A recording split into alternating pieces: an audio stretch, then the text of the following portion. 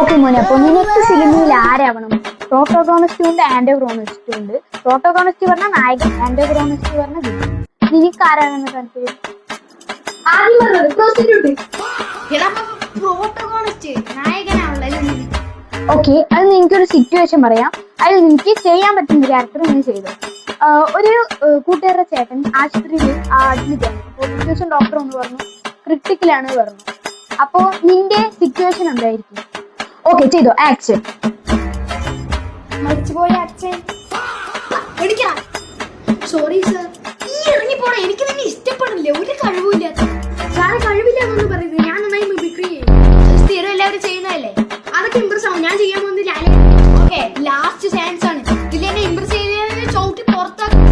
ഇത്തിരി വെറൈറ്റി ആണ്. ലാലായിട്ട് ചിന്നക്കട ടെൻഷൻ എടുത്തിട്ട് ലെഫ്റ്റ് ആണോ റൈറ്റ് ആണോ പോകുന്നത് എന്ന് ഒരു ചെവി കേൾക്കാത്ത ആളുടെ അടുത്ത് ചോദിക്കുകയും ചെയ്യും. സാറാണ് ആ ചെവി കേൾക്കാത്ത ആള്. കേട്ടിട്ട് ഒരു ഫൺ എലിമെന്റ് ഉള്ള പരിപാടി ചെയ്തു. എവിടെ ലാലേട്ടൻ? അവിടെ ലാലേട്ടൻ സംസാരിച്ചിട്ടുണ്ട്. സാർ ചെവി കേൾക്കാത്തതുകൊണ്ടാണ്.